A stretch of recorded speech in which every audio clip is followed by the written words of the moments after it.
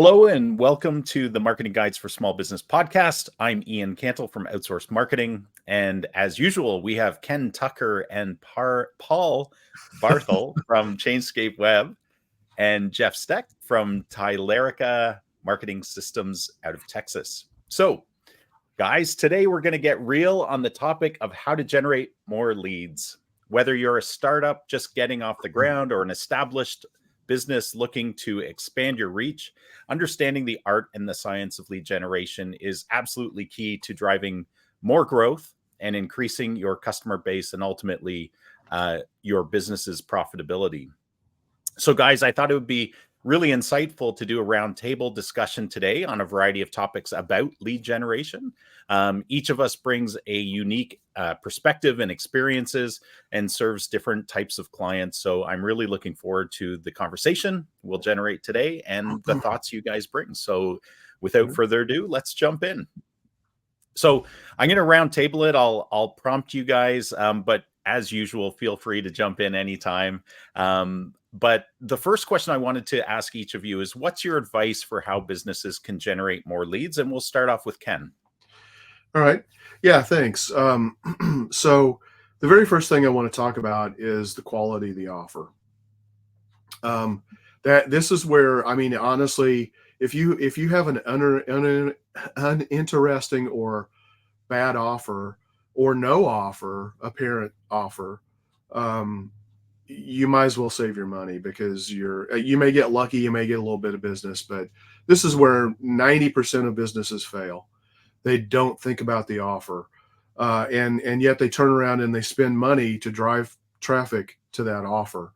So the offer is absolutely critical. When you're looking at generating leads, you need to have a traffic source or traffic sources. So you need to go to what we call the traffic store. You need to look at where are people going to, get traffic from to drive people to become a lead. And it could be your website. It could be, a postcard that you send out, like we talked about, a printed publication like we talked about last week.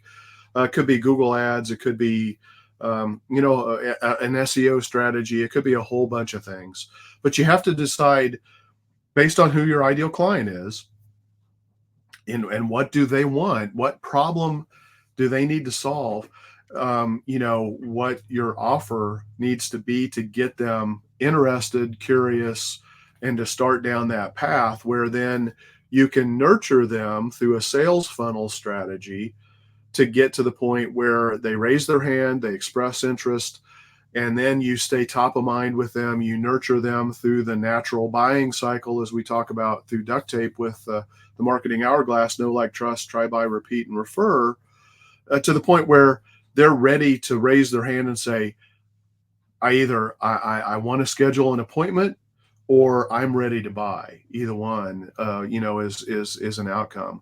So I think it's really important to define the process.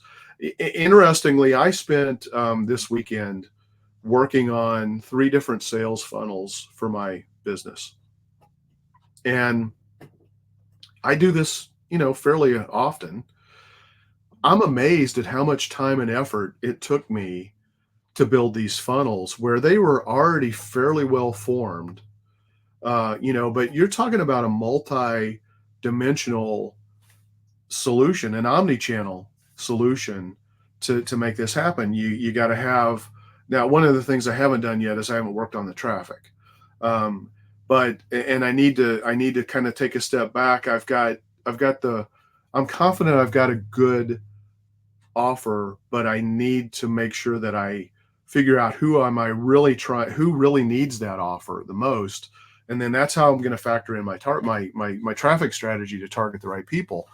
But those things aside, to build the landing page, to have the lead magnet, the tripwire, whatever it might be, to get people to give you information that, they're ready to learn more, or they're ready to book a consultation. Then, the email series to deliver the asset, to remind them to show up for the appointment that they booked, whatever it might be. And then once they do that, how do you nurture them from the point where, okay, well, we had a great consultation. It was a free consultation. It wasn't anything that you were buying at that point in time. How do you get them to the point where they're like, okay, you're the company I want to buy from? So, all of that takes a massive amount of work. And I think a lot of businesses, they try to look at lead generation like it's the easy button. And yeah, you can get away with some of that. You can slap up a landing page and run a Google ad or a Facebook ad and drive traffic, and you're going to get some conversion, but you're pissing money away when you just do that. To the point where most businesses that we've seen try to do that ultimately get really frustrated, and then they say, well, this just doesn't work.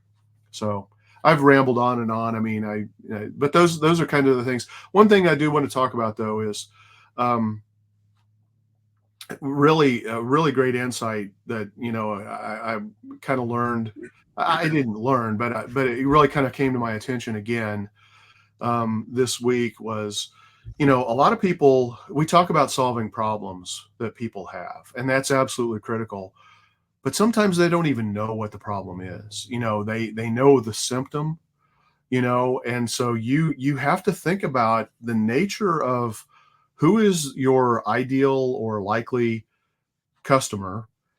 How do they describe what their problem is? Do they even know that it is the problem, or can they just describe the symptoms or the pains that they're having, but they can't really articulate the problem yet? And then you have to bake that into your strategy to show them that, yeah, you do have the solution and this is the problem that they're having. And you got to paint the outcome of what they're going to want to see. Yeah. Yeah. You covered a lot there, Ken. I think you're so right. Like a lot of people, when they're first dipping their toe into lead generation, they don't even think about, what is it that I want people to do once I attract their attention. Yeah. They're like, hey, let's just do some paid ads, send them to the homepage, right? Like Right. that's really bad strategy and really lazy, right? Because they just want, it's more like I'm going to dream it and it's going to happen, and that's not the way marketing works. Right. Right. Yeah, no, you're exactly right. I mean, it's a lot of people, they just slap stuff up. It's basically like, hey, look at me, look at me, look at me. Hey, because you see me, you're buying from me, right? And it doesn't usually work that way. Yeah. Yeah. One of the other interesting things you said was about the problems you solved. And what I think I always find fascinating, and maybe you can just touch on this a little bit, is that because we're marketers and we're trying to drill very deep and understand their target audience that they're trying to reach. Sometimes the actual client that we're serving hasn't even delved that deeply into their audience's pain points. They feel they're up at a surface level when they may be much lower. And so how do you help people like that? How do you start to delve the depths of pain points in order to understand them? And are there different pain points through the buyer's journey as well? Oh, sure. There are different pain points throughout the buyer's journey, no doubt about it, or at least articulated in different ways. Um, I love the way StoryBrand kind of keeps it simple, and it focuses on internal, external, and philosophical. And uh, again, here's the great news for most small businesses. If you just put a little bit of work into this to identify the internal, external, and philosophical problem, and you write to that, and those are actually the real problems that people have. Now, that just because you define them doesn't mean that it's actually people have to have the need to buy what you're selling, not you just selling what you want to sell, right? So but looking at external, internal, and philosophical is a great way to get started. External, I know you do a lot of dental marketing, and I think the easiest example for me is probably because I can personalize a little bit. is from with a dentist. External problem, I've got a toothache. Internal problem, I get really anxious when I go to the dentist. I want somebody who's going to actually address that problem every bit as much as solve my external problem, which is my toothache. And then the philosophical problem is just this big overarching problem. Hey, it's 2024. It shouldn't be that hard to have anxiety-free dentistry or whatever. And so you start there. But I may not be your ideal customer, as that dentist, right? So you need to explore, and I think one of the best ways to do it is to interview some of your best customers to find out, why did they choose you? Why are they still sticking with you? Yeah. And let them tell you in their words, not your words, why they feel like you are the solution. Great stuff. Great stuff. Thanks, Ken. Moving on to you, Paul. So what's your advice for how businesses can generate more leads? Well, I think Ken pretty much covered it. But okay, well, what I would say is, Ken talked about an offer and they don't think about the offer. Well, sometimes they do think about the offer and they just refuse to have one. And we see that all the time, and that's a huge problem, especially if your competitor has an offer and you don't. Guess what? You just put yourself at a competitive disadvantage. So, and the other thing is, if you're paying to drive traffic, and like you said, what are you doing? Send them to the homepage? Or are you sending them to a landing page? And you need to have calls to action throughout that landing page. Having a phone number in the upper right corner isn't enough. You need to have calls to action throughout that landing page. Phone numbers, buttons, call us now, fill out the form below. Because you have to tell people what to do. Okay, that sounds bad, but it's kind of like reviews. Okay, if you don't ask for reviews, you're just leaving it to chance, and you're probably not going to get them, or at least not as many as you need. So, have these calls to action and actually have an offer. So send them to a landing page. Tell them what to do. But yeah, I think Ken pretty much covered it. I mean, I'm not sure what more I can add to it. Yeah, I mean, Paul, you bring some good points up. Not everybody's ready to buy from you right away, right? So yeah, you have to give people two options. You're going to have people who are like, my tooth hurts so bad, I just need to find the first dentist that's going to be able to get me in and take care of my problem. And then you've got other people that are like, my tooth hurts, but I've got some Ambisol on it and it's kind of taking the pain down, and I can take a look, and it's like, I like this dentist because they talk about these things that are important with the way I feel, not just from the pain perspective, but psychologically. And so maybe you're willing to wait an extra day to go to that appointment, because of what that person said, or maybe it's because you downloaded a little checklist that they helped you say, if you're experiencing, shortness of breath, or, you feel a little queasy in your stomach, then you're probably anxious when you go to the dentist. I'm just making stuff up now, but if they give you a guide that helps you articulate and more deeply understand your problem without you having to fully commit, then you've given people those two options where now you can say, hey, thanks for reading our guide saying, the anxious patient, here's our assurance, and here's why we take your needs into consideration through a follow-up email. That's probably going to get them to convert and go ahead and book that appointment. I don't know if that makes sense for your market, Ian, but here's 2 breathing exercises to help you prepare for your dental treatment. Yeah, exactly. I think one other thing I would add, and Ken mentioned this too, is what's on your landing page. Because a lot of times you go to a website, you go to a landing page, and it's all about, here's why we're so great. But they don't talk to how can they solve your problem? And is that on your landing page if you're paying to drive traffic? Understand how things work. I mean, you don't have to have this super deep understanding, but have a general understanding of how these things work. You know, a lot of times it's like, well, gee, I paid for an ad and somebody clicked on it, but they didn't convert. Well, okay, what's on your landing page? And are you talking about how you solve their problems, like Ken talked about? And do you have facts on your landing page? Because a lot of times that ad might be the first interaction that someone has with your business. So they're not going to, chances are they're not going to immediately convert.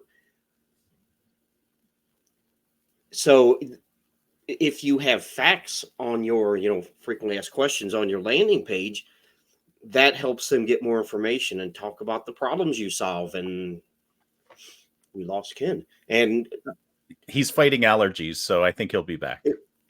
But yeah, like I said, we talk about strategy all the time. If you don't have some kind of strategy, and that doesn't mean like for a small business you have to spend $10,000 on a marketing strategy necessarily, but you can't just throw mud against the wall either. Yep. He's back. Awesome. Thanks, Paul. What about you, Jeff? You've been sitting patiently waiting to share your thoughts. I took a little different tack. And first off, I want to say thanks for proposing this format. I think roundtables are great. And, of course, you sent the questions out in advance, so we got a chance to think about it. I took a very different tack on my responses than Ken did, which is kind of cool about this format. But it dovetails into it a lot. And I kind of approach it a little more of philosophically almost. And that's, of course, we're all duct tape marketers. We're big on strategy first. Yeah, start with the strategy first. You've got to know who you're trying to reach, who's your ideal client, what are their pain points, how do they think about things, and then where they get their information from. And then leverage that into your lead generation capabilities. So once you know that, then I think you need to be everywhere your target audience is. If they're not on LinkedIn, don't bother trying to generate leads on LinkedIn. If they're not on Facebook, don't bother with Facebook. If they don't read emails, don't bother with emails. You got to figure out what resonates with them, where they get their information, what they're going to pay attention to. And as Ken said, as Paul said, you got to focus on their problems and make it about them. And as you draw them in, that becomes increasingly more important. Very top of funnel brand awareness. It can be a little bit about you, but still you got to figure out how to tap into, what are people looking for? And as you draw them in, then you can switch to talking a little bit more about your reputation and your unique value proposition, because you still have to differentiate, right? But we're still in the strategy. Who's your ideal client? What do you want to tell them that's different from what everyone else is telling them? So be thinking about that as part of your lead generation, and then be thinking about how you spin that as the answer to their problems that they're looking for. In the hero's journey kind of scenario, it's setting yourself up to be the mentor, the trusted advisor, not bludgeoning people over the head with why you're so great. I think when you use all the tools available, be everywhere your target audience is, and take that approach with the messaging, you can be much more successful at generating leads from it. I worked for a lot of years. People I know my backstory. I know I worked for a lot of years with a house painting company. And one of the things that we saw was that if we looked at the whole pie of where all the leads came from, it was about 1/3 referrals, 1/3 repeat business, and 1/3 all the other things we spend money on marketing. So, we talk about a lot of lead generation. That's the marketing and the things we spend money on. But don't forget that culturing, a mindset of repeat business and a mindset of referrals is important too. So be intentional about a referral program, be intentional about staying in touch with people, and looking for, repeat businesses. And for some businesses, that's more important than others. Certainly, a big transaction, one and done, they don't see you for a while. Well, you still want to stay in touch with people because you want referrals. A hair salon, constantly, reminding people, hey, it's been 3 weeks. Come on back in. It's time for a cut. I need to go probably tomorrow. And then, be intentional about working those other programs. It's not just paid ads. It's not just what you say on social media. It's all the things working together. That's why we talk about marketing systems. It's right in our business name. And then the last thing I say would be personable, be visible, get out of the office, talk to people. And that get out of the office can be virtually. It can be, a webinar online. It can be Zoom meetings. It can be office hours. But you can't just be in the business with your head down, working on your tube or doing whatever you do to run your business. Or even if you're in home services, if you're the plumber, if you're out, solving plumbing problems, you can't only be visible to the couple of people that have already decided to work with you today. You need to be visible to all the people who might want to work with you in the future. So that means cultivating that personality and that visibility, whether it's through YouTube or going to networking meetings or putting on webinars or showing up at home shows. I think there's a lot of be the authentic voice and the authentic face of the business as well. That will help draw people in and increase the overall effectiveness of any lead generation program. Awesome. Yeah, I've been doing a lot of thought on, Ken, you've been doing homework on yours, and I've been doing a lot of thought on our lead generation right now, because we don't do a lot of trade show exhibitions, but we do have an opportunity. One is coming to our town. It's a dental one that is rare. And so we're taking the opportunity and we're exhibiting. And so, of course, you think about, first of all, how do you attract attention amidst the chaos of a trade show floor? But then also, what is the point of us being there? What, you have to think through exactly what you guys were talking about from a strategy standpoint, to the offer, to, what the follow-up mechanisms are, lead capture, how are you capturing the lead?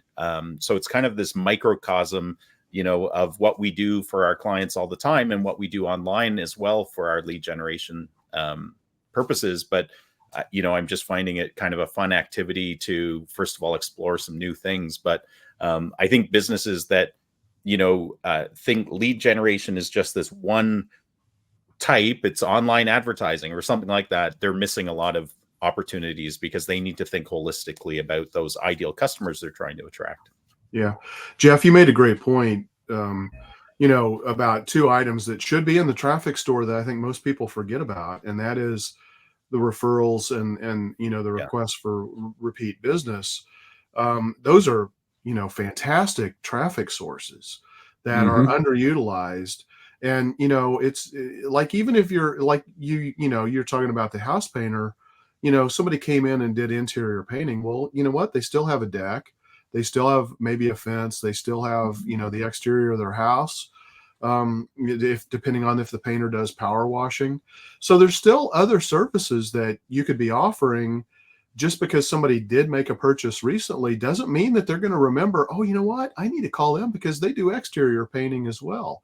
You need to, you don't assume that they're going to remember that. You need to help them. Right. And so, you do that through putting together, a consistent strategy and like you said, a system. And then, leveraging strategic partners is another great way, as a roofing contractor's out there. Maybe you have a partnership with them. They don't paint, you don't roof. All right. But they see that somebody needs some exterior work done, then, and they're, there's an opportunity there for a partnership. Yeah. Awesome, guys. We're gonna move on to the next question and do another round table. And so this question is about, so we've attracted leads. Now we have to convert leads, because if you don't convert leads, you're just, as Ken talked about earlier, you're just wasting your money, right? So we want to talk about converting leads into customers is absolutely critical. What advice do you guys have for businesses to convert more leads into customers? Because that's something you should be tracking as well. So we'll start off with Paul. Yeah, there's a couple things, but to kind of follow up on what Jeff was talking about is staying in touch with your current customers, because, that may not be a new lead, but if you're in a industry that has a lot of repeat business and you're not staying in touch with your customers, then you're let's just say you're leaving a lot of money on the table. But the and Jeff talked about a referral network. Referrals. If you're a remodeling contractor, there's probably not a whole lot of repeat business there because those are expensive projects. And if someone does a kitchen remodel, they may want to do a bathroom remodel, but if they just spent $40,000 remodeling their kitchen, they're probably not going to call you 2 weeks later and say, "Hey, I want to do my bathroom." Probably not going to happen. But more directly to your question is follow up. And I don't mean 3 weeks later, because you see that a lot of times with small businesses. They'll get a form fill, or someone will fill out, they'll submit a text or a widget on the website. And 3 weeks later, they decide to follow up. Well, they've already moved on. Okay. And that's where marketing automation can help you. Even like we talk about missed call text back, because a lot of small business, it may be someone they're out in the field and they can't answer the phone right there, or they have one person in the office and they can't answer 3 phone calls at once. So having some kind of missed call text back with marketing automation can help with that, because at least you're getting back to them. Yeah, so that's similar to what Jay Bear was talking about, right? Speed to response. So even if the first response is simply to say, "Hey, we got your message, we're going to be following up with you," he was even sharing how statistically that sets you apart from everybody else who just sits on a lead and doesn't respond immediately. Yep. Mm-hmm. It can be a scroll stopping event, where they're not going to keep scrolling to look for the next business, because even though you couldn't answer their call live, you did get back to them, and they know, and that may buy you enough time to actually have that first and real conversation. And give them a time frame. Say, we'll get back to you within 30 minutes or an hour or whatever, because that way they know. If you just say, "Hey, thanks for contacting us, we'll get in touch with you." Okay, when? Someday. Well, and then make sure you do it.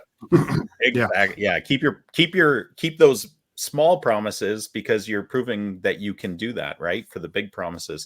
One of the interesting things I found with clients we have who have, these large kind of one-off purchases, but they offer other services that the client may be interested in over time after they recover from that large home purchase, like windows and doors and that kind of stuff, right?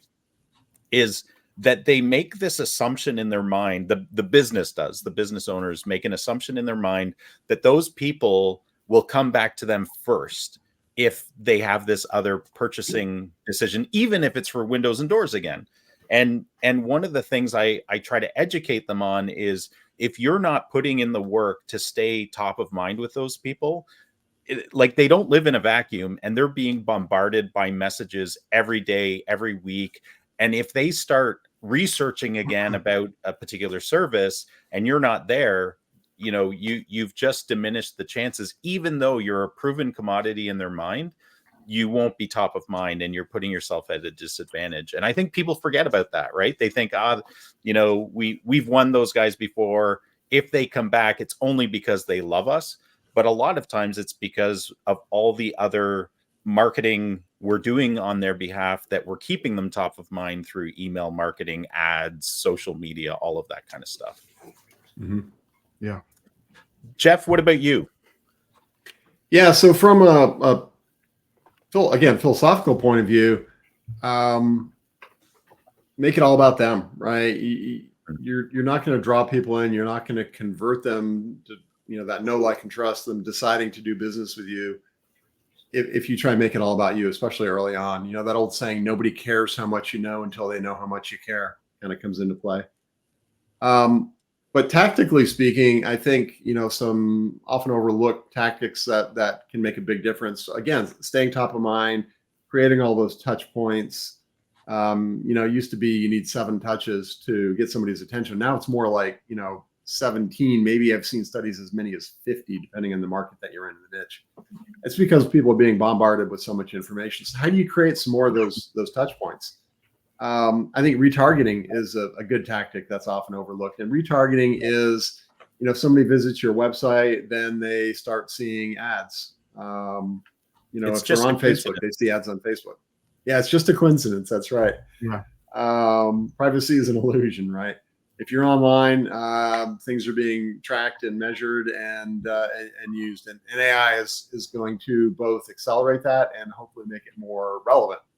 But retargeting online and offline, there are ways that if somebody visits your website, they can get a postcard in the mail. Wow, look at that. I was on a car dealer website looking at red sports cars, and I just happened to get a postcard from that car dealer featuring a red sports car. That can be done. So I think, retargeting is worth looking at. Reducing friction, we're talking about the importance of landing pages, the importance of offers, but you also got to make it super easy for people. And when we talk about reducing friction, that's to make it easy. And here's one of the examples I use. I worked with a client once who, to get conversation with sales guys, they drove traffic to the website, and then they wanted people to fill out a form, and the form was going to get routed to the sales guy, who would then, or probably not even the sales guy, probably an intermediary, who was then going to call them to set an appointment for a conversation with the sales guy. People don't want to do that. I mean, they want to go on the website, pick the time that works for them, and it's on their calendar, right? Reduce friction, make it easy for people. And then just keep going. Don't give up. That number of touch points that I talked about just a minute ago, statistically speaking, most salespeople give up after the third try. So if it takes 7, 15, 20, 50 touches to get somebody to decide to do business with you, and you give up after the third try, what's missing here? Just keep going. Make them tell no. Make them unsubscribe. Don't be obnoxious about it. I mean, do it tactfully. But make them tell no. People will let you know. They'll vote with their unsubscribes. They'll vote with their do not calls. They'll let you know. Be appropriate. Be tactful. But just keep after them. Be tenacious. And all those things. You spent money on the initial contact. Keep going with building the the follow-ups and working people down the funnel. And again, keep in mind that it is, a progression. It's not a proposed marriage on the first date kind of situation. You've got to drive. I mean, in some cases, if somebody has that toothache that they've got to see a emergency dentist this afternoon, maybe it is. But in a lot of cases, people are doing their homework. They're figuring it out, and keep working on them. And once you spend that money to get the lead initially, keep after them until they tell you no. Yeah. Yeah, one of the conversations that seems to pop up fairly often with clients, especially when we're building out websites and thinking about the lead generation, lead nurturing, lead capture, that kind of stuff, is the length of forms. So you talked about, reducing friction.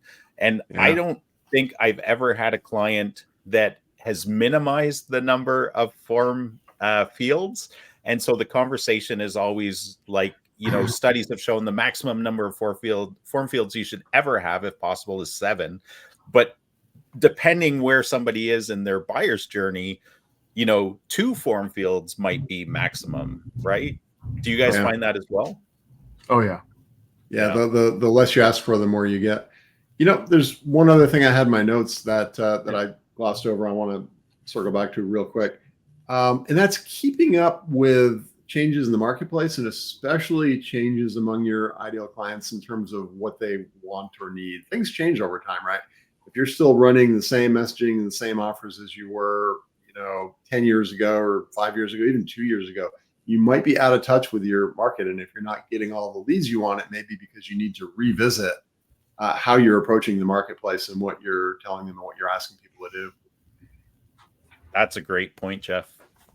Yeah, it's easy to stumble into that, right? You get kind of comfortable in having your systems in place that you don't, some businesses might invest, but they don't want to invest again, right? Because it was costly. Especially, if you're a business, small business, and you're in do-it-yourself mode, it's like, I don't have time for that. It's set up, it's running. I got other things to do, right? Yep. And you got to pay attention to it. You got to track it. You got to see if the effectiveness is dropping off, and maybe look at why. And you got to look at, are you still relevant to your marketplace?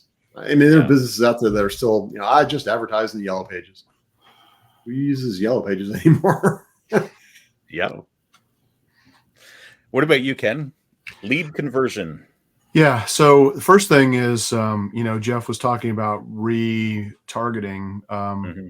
I think, this is for all industries across the web. So it's obviously going to be different if you're a restaurant or an emergency service driven business versus a car dealership or something like that. But the average website visitor only converts 4% of the time on the first visit across all websites. So that's why remarketing is important. It's a form of nurture to get people to, to kind of move. Now they're not even a lead yet, but they're a potential lead. But And it's the so other, cheap. yeah, it is. It is Mhm. very So cheap cheap. because Yeah, you're only paying for going after the people that have been to your site, right? that's right. That's right. Yeah. And they're typically done with display ads, Yeah. banner ads, which are cheaper, even still in the overall scheme of online marketing. Make sure you plug.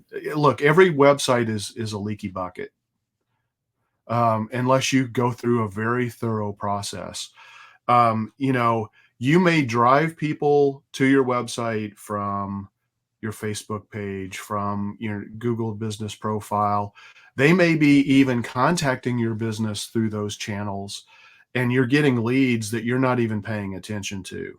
And so I'm a big fan of collecting those all in a single place. And that's where a quality customer relationship management system is going to come into place. Is it's going to give you the ability to capture all of these leaky bucket features across your entire digital profile and capture them in a single place that makes it easier to respond and to respond quickly, as Paul was talking about through automation. So I think that's really important. I think the critical thing is, you got to think about nurture. How do you nurture people to the point where they're ready to take action? And, what information are they looking for? You need to anticipate this to kind of look, the buyer has control of the buyer's journey. They've had control for a very long time. And if we as marketers think that we have control, we're kidding ourselves. We can influence it, we can make it tighter, we can make it maybe more effective by anticipating and putting the work in through strategy and putting the right systems in place. But it's like, is it common for them to have an objection, before they make a purchase decision? What do they need to know before they're ready to even raise their hand and say, I want to talk to a person about something? That's different than somebody who's like, okay, I've done my research. I've read 10 blog posts on their website. I've watched 4 how-to videos. I've read, oodles of reviews. I'm just ready to hit the buy button. Well, you know what? Those are all still nurture points that should be designed with intentionality. And um, a lot of people think of converting, through what we talk about a nurture series of emails and follow-ups, based on actions that people express to raise their hand and say, yeah, I'm interested in learning more about your business, but I'm not ready to buy yet. Well, that's where your nurture email strategy comes in, testimonial from a customer, overcoming objections, talking about why you're different and how you solve the problem and how you understand their problem, or maybe even how you help them identify and understand their problem. You need to do all of that before they're probably ready to purchase from you. So, online marketing is really, it's all about education and helping your customer find the best way to solve their problem in the most frictionless way. But in order to do that, you have to understand their before state and paint the after state to where they want to go or what they want to achieve.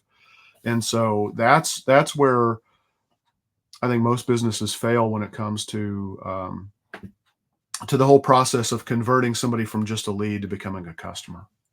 Yeah. Yeah.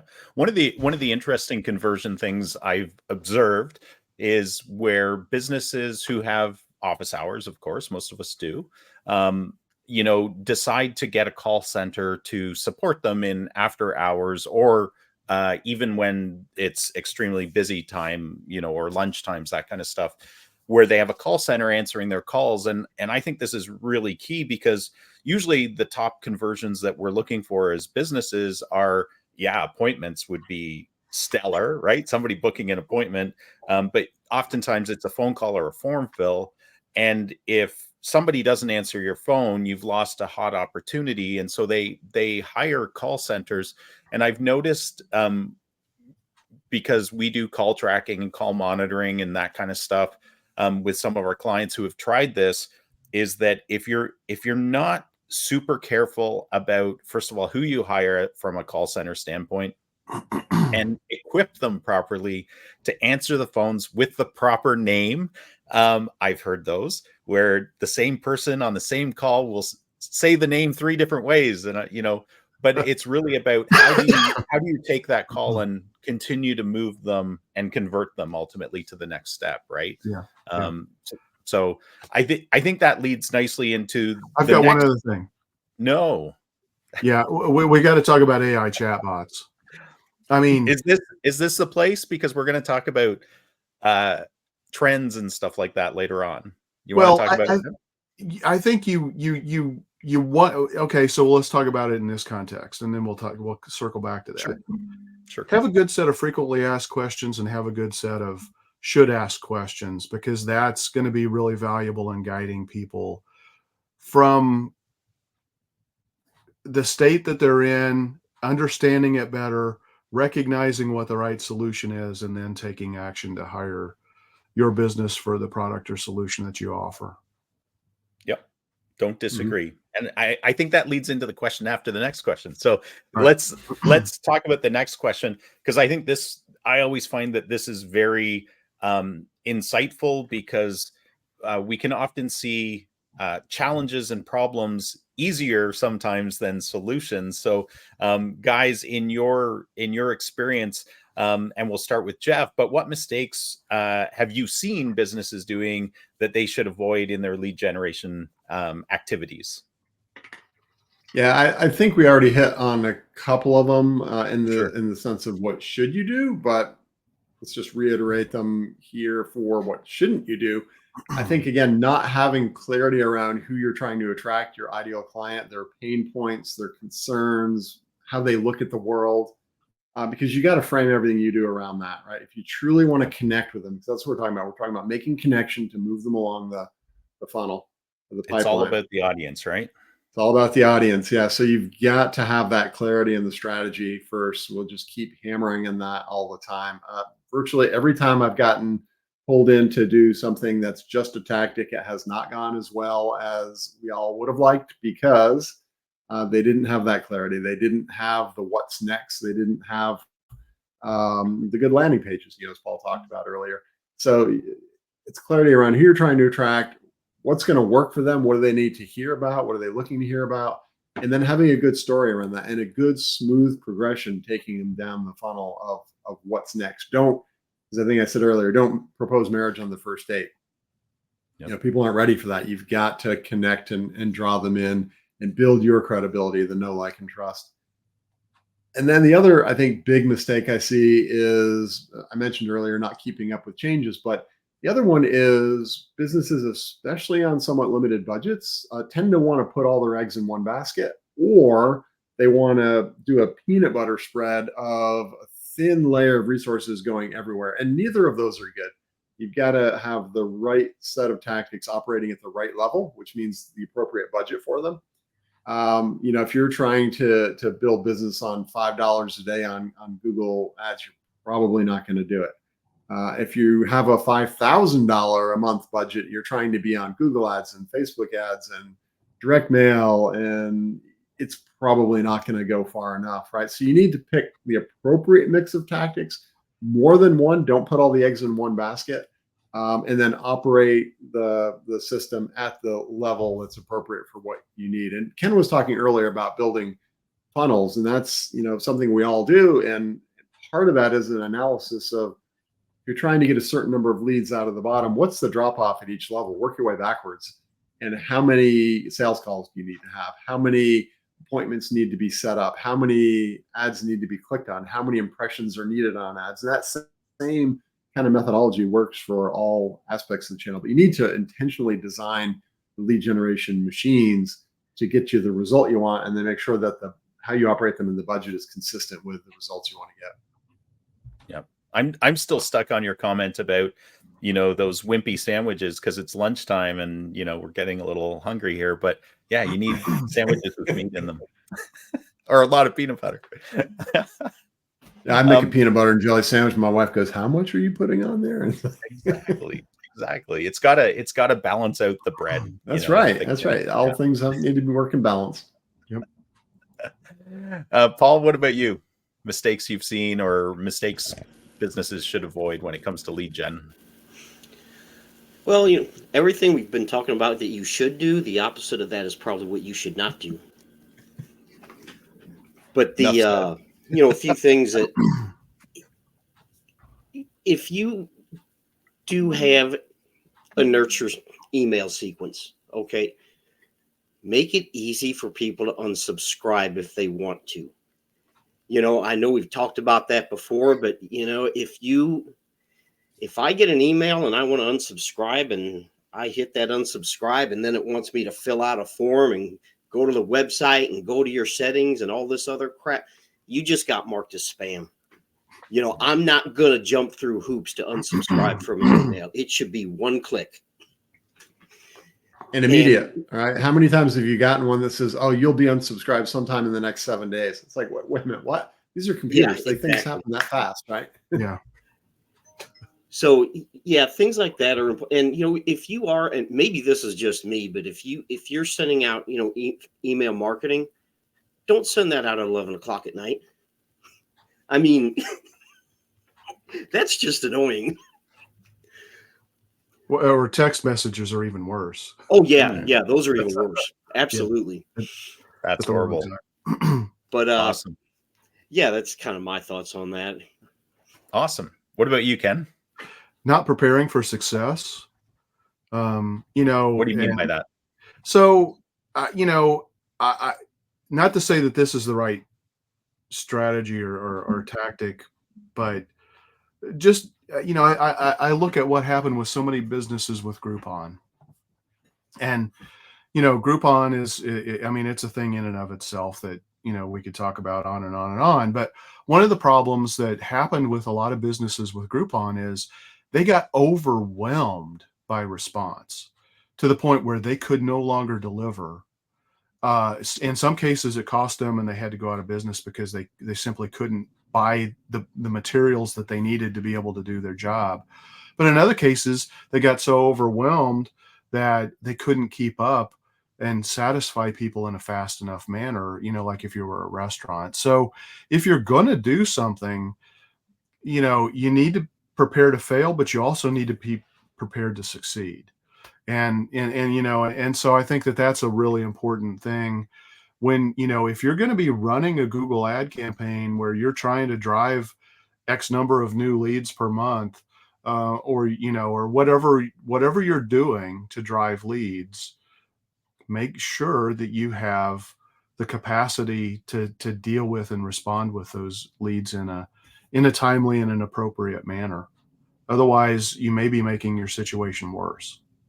There's one thing I want to riff on. I know we need to move on in the interest of time, but match your channels to your desired results too. And you're mentioning Groupon triggered that. In the house painting world, I saw competitors offer $39 room paints. And that was, first off, they weren't making any money because of what Groupon kept, but their hope was that they could get out there and somebody would want more than one room paint and they could upsell on the spot.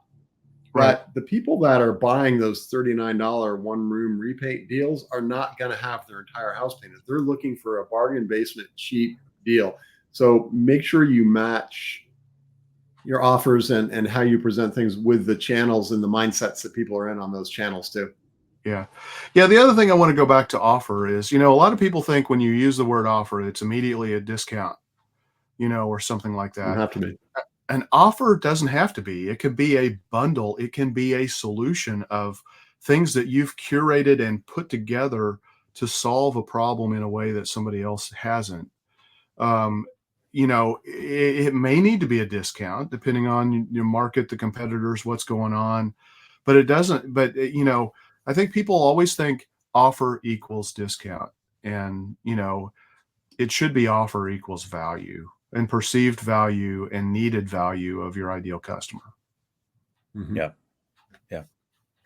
The next question, I don't think we're going to need to spend too much time on, because I think we've touched it fairly often, but I don't want to gloss over it because I think it's so important and it's often overlooked to a great degree. Ken, you talked about how there's a buyer's journey, and one framework for that is the marketing hourglass, which is you need to know someone, to like someone, to trust someone, or to try someone, to buy from someone, to repeat and refer, right? Know, like, trust, try, buy, repeat, refer. And in each of those steps, as consultants, we guide people that you have to first understand what the buyer's needs are, that what they're looking for, where they look for that kind of information. But then from the business's side, you need to understand how do you meet them and provide what they're looking for. So I don't want to gloss over this, but maybe we can each go through this briefly, and I'll start with you, Ken. But from a generating leads standpoint and understanding the buyer's journey standpoint, how are you seeing businesses effectively move prospects through that buyer's journey? Yeah, I mean, you have to understand what that buyer's journey is, number one. But then, it's like you try to package the elements that need to go into each phase of the buyer's journey so that they kind of feed into each other. As an example, maybe the first time people learn about your business is from a Google ad. They're unless it's an emergency service, they're probably not going to buy from you on that first visit to your website. I mean, overwhelming statistics are going to show that they're not going to do that. But then if they see you on Facebook, or they see a remarketing ad, or they're doing a search and they see your business pop up on the Google Maps results, and they click through and they read, a blog article on your website, you're putting the pieces together in place to recognize, as people are moving through the buyer's journey, how they have to know you exist first, and then they need to, like you said, they have to start to like you and trust you. And, so you just really want to, that's why I love omnichannel, because it gives you the ability to, to kind of not simplify, but better define maybe the buyer's journey, and make sure that you have the right content to help make that as slippery as possible. Yeah, great points. And it's probably a good time just to remind people that rarely do people make decisions just by logic or just by emotion, right? All the stats show that it's this combination, and everybody's a little bit different, but you need to appeal to both the logic and the emotion in order to support that decision in people's minds. Yeah, it comes down to, to the type of problem that they have. I mean, we've talked about this before. The elements of value pyramid, I think, is really helpful here. If somebody has an existential problem, then they're probably in a situation where they're going to need to move faster to make that decision, unless it's a really big ticket item. Whereas if it's something that, is just kind of make your neighbor jealous because you bought the hottest sports car, you got the new Tesla truck or whatever, that may require a little bit more research or a little bit more thought, and it's usually not going to be a spur of the moment decision. Yeah. Awesome. What about you, Jeff?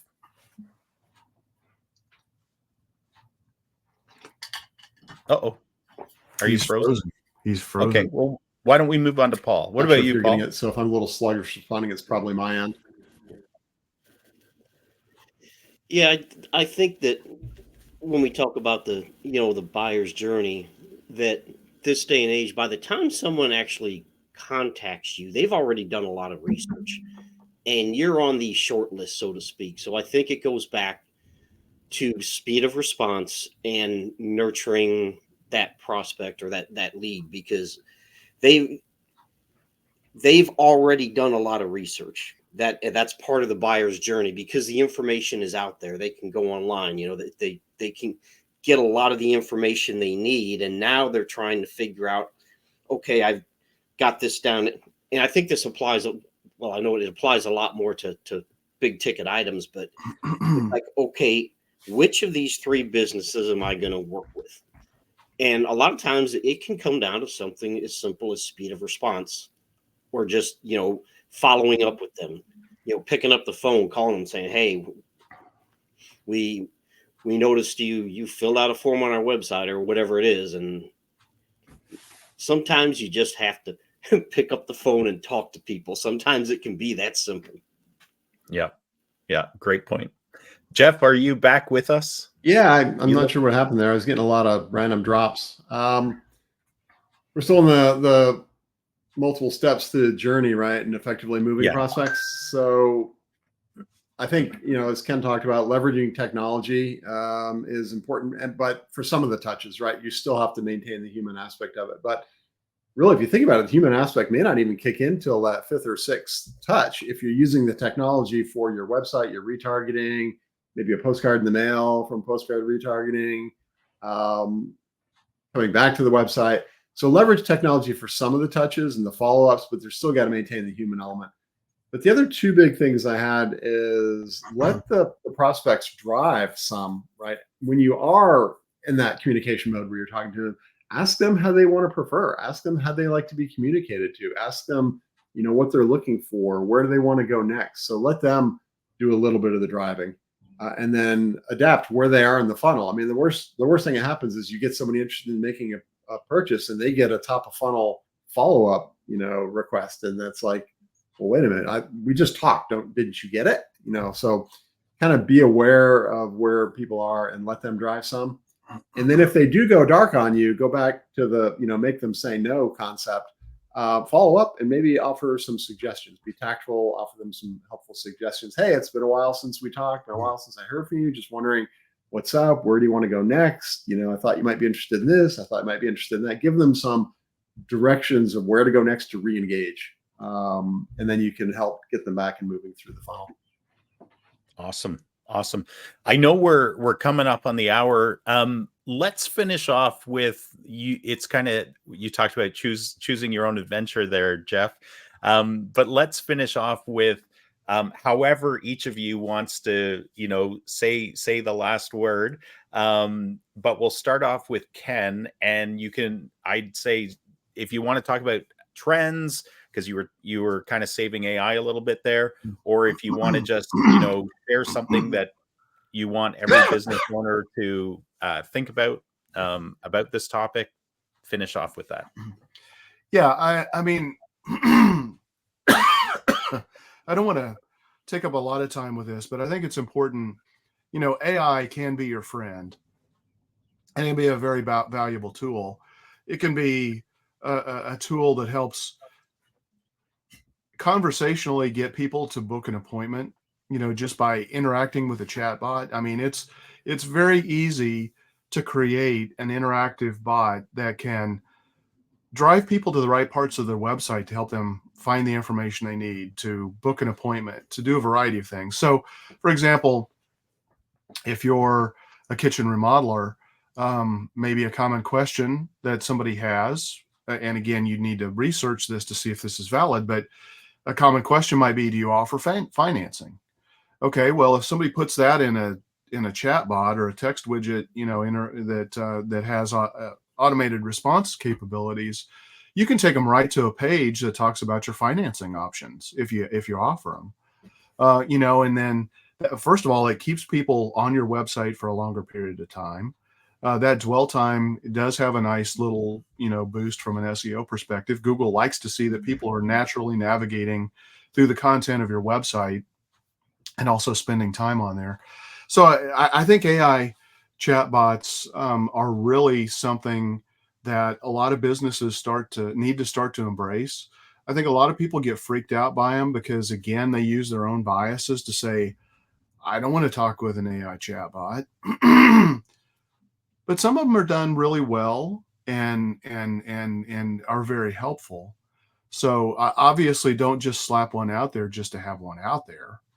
But that I think that's a great opportunity. The last thing I would just say is, just think about the goals you're trying to accomplish. I can't remember. I think it was Jeff, maybe, or maybe it was you, Ian, that talked about, defining what outcomes you want.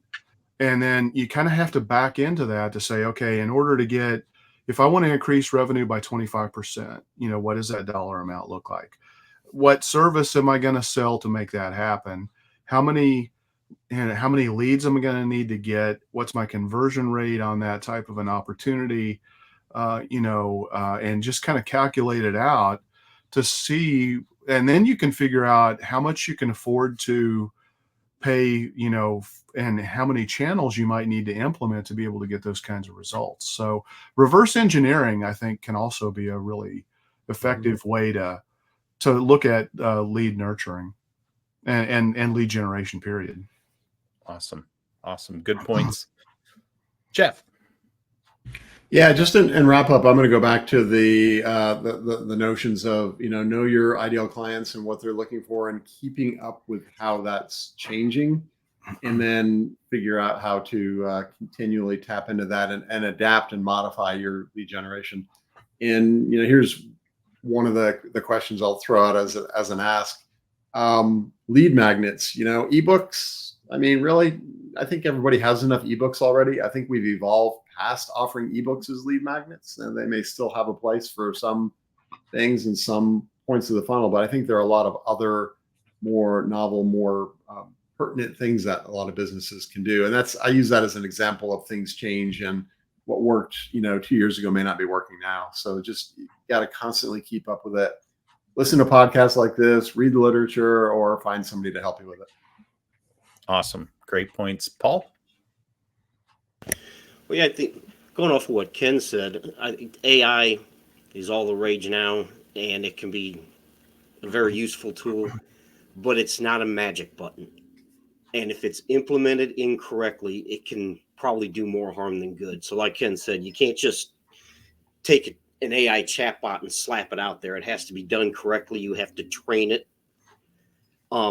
Because like Ken said, if one of the questions is, do you offer financing, and you haven't trained that bot correctly, it can give the wrong answer. It can say, yeah, sure, we offer financing, and when you actually don't.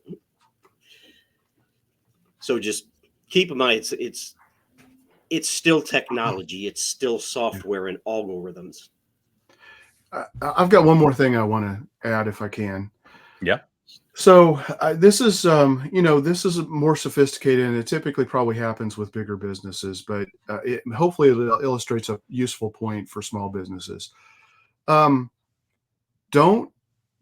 assume that people are ready to buy just because they even show a large amount of interest. What drives me nuts is I'll go read a couple of articles on somebody's website. Software companies are really bad about this.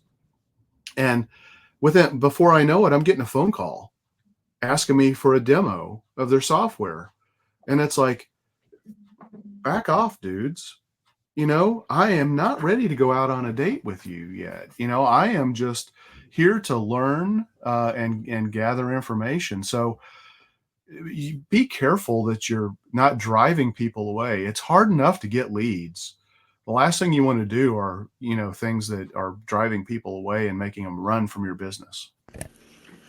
Yeah, if I don't recognize the phone number, I don't answer it. And if they can't bother to leave a voicemail, it must not be that important. Even if they leave a voicemail, it leaves a bad taste in my mouth because it's like, no, well, yeah, true. Back off. Leave me alone. Yeah. Yeah. Well, guys, this has been awesome. And certainly we had more questions we could cover. Maybe we'll have to do a 2.0 on lead generation, but this is fantastic. So let's wrap it up for this episode. Thank you to each of you for sharing your thoughts and your experience and expertise, and thank you to our audience for joining us today. If you have topics you'd love for us to talk about, send them on in, and we'll consider them for sure.